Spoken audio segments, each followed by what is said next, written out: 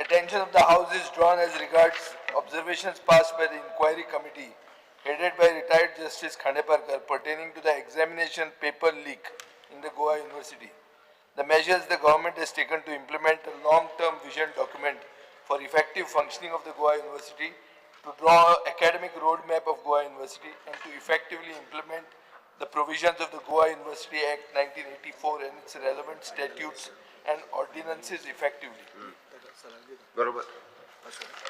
Speaker sir, the government has received a report of the committee headed by retired Justice Khandeparkar pertaining to the exam paper leak case of Goa University.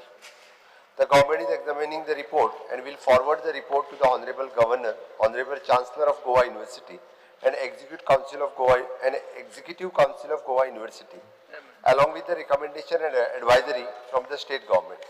The government is very much concerned about the quality of education as well as the functioning of Goa University and will recommend the Goa University to conduct the thorough academic audit and prepare a long-term vision document to improve the quality and functioning of Goa University.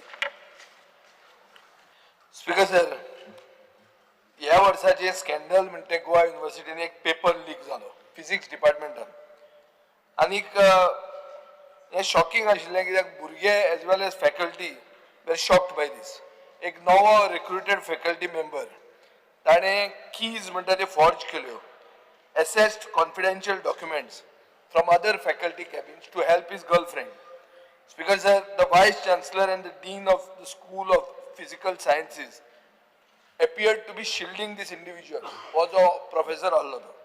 एक activist आणि whistleblower Kashinath शेट्टीन हे पहिले भायर काढले. ताणे अक्षय police स्टेशनाचेर complain दिली. ही complain registered झाली ना. रजिस्ट्रारान मागीर आवाज जातकर कंप्लेन फायल केली आणि ती केस रजिस्टर्ड झाली आणि मागीर सरकारान ही justice Khandeparkar committee 4 member committee म्हणटी फॉर्म केली. स्पीकर सर, पहिलो प्रश्न येता आणि ते मुख्यमंत्र्यान आन्सर करूंक जाय की जे मनीस ह्या प्रोफेसराक शिल्ड करूंक सोदताले म्हणल्यार वायस चान्सलर आणि रजिस्ट्रार तांचेर एक्शन कित्याक घेवंक ना आणि ती एक्शन ते म्हणटाले की वायस युनिव्हर्सिटी म्हणटे ऑटोनॉमस बॉडी सरकार तातूंत हस्तक्षेप करना म्हणून आमी हे कॉलिंग अटेन्शन मोशन हाडिल्लें आहा. स्पीकर सर, कित्याक लेजिस्लेटिव्ह ओवरसायट म्हणटा ती जावपाची गरज आहा. स्पीकर सर, प्रश्न असो येता की आमच्या भुरग्यांनी हे असले फुडले 20 वर्सां असल्यो अनएथिकल अपॉइंटीज आणि तांचे अनएथिकल प्रॅक्टिसीस ह्यो टॉलरेट करप काय? स्पीकर सर, हो इश्यू इमिजिएटली एड्रेस जावपाक जाय आणि ताजे खातीर हांव मागतां आणि हांव तुमकां थोडे फॅक्ट सांगूंक सोदतां. 2015च्यान कितलेच RTI रिक्वेस्ट घाल्यात regarding recruitments, contract appointments, internal promotions. They have gone unanswered or received incomplete responses. This is a clear violation of the Goa University statutes. Speaker sir, despite years of governance concerns, University Act 1984 as amended up to 2017 has remained untouched. Or Act, Speaker sir, colonial and union territory era provisions given asa and does not fit a modern academic institution. Speaker sir, the act provides no legislative audits. हांगा आमी सभागृहान आहात आणि सभागृहान एक audit जावंकूच जाय. No elected MLA representation on planning bodies. No civil society consultation on higher education policy making Goa University an island of unaccountability. हांव speaker sir executive काउन्सिलाचेर आशिल्लो, निवडून आयिल्लो स्टुडंटाचो प्रतिनिधी म्हणून एक टायमार खूप वर्सां पयलीं, जेन्ना पयलींच ती युनिव्हर्सिटी सुरवात जाल्या तेन्ना. आता 34 ती 50 वर्सां जाता. स्पीकर सर, ह्या युनिव्हर्सिटीन अकाउंटेबिलिटी म्हणटा ती गरजेची. गोवा युनिव्हर्सिटीक रिसंटली एक A+ ग्रेड मेळ्ळ्या नॅकान.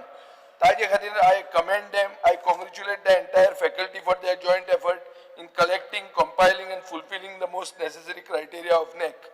However, let us not forget that NAC metrics do not assess compliance with university acts or ethical standards or financial transparency or policy integrity. Even though the NAC self-study report is publicly available, it has never been discussed nor critically examined by this assembly. Speaker sir, there is no requirement to table such documents, but this lack of structured legislative oversight hampers our ability to assess the university's true condition. Speaker sir, कसलोच mechanism ना check करपाक whether the ordinance vacancies are used or misused and the statutes that are framed under the act. Speaker sir, golden jubilee तांची जातली 2034 ताजे पयलीं एक comprehensive legislative आणि institutional reforms जावपाची गरज आहा आणि एक नवो गोवा युनिव्हर्सिटी ऍक्ट घडोवपाची गरज आहा. ह्या ऍक्टान एक 5 year परफॉर्मन्स रिव्ह्यू आसतलो. Annual university progress reports should be assembly. Stakeholder consultation including students, parents and civil society. The act must institutionalize legislative oversight. Appointments, policy frameworks, reforms should not be buried in executive council minutes. Key decisions are public and accountable to this house. Speaker sir, एक framework गरजेचो for performance linked funding, grievance redressal mechanisms, a public grievance officer. आणि म्हाका दिसता एक जे फुडले 10 वर्सां आहा should be a time for revival, not erosion. Let Goa University become a source of pride, not concern for every student, teacher and parent in the state. Speaker said, let us not betray the future by ignoring the present. Let us not celebrate next scores by turning a blind eye to institutional decay beneath the surface.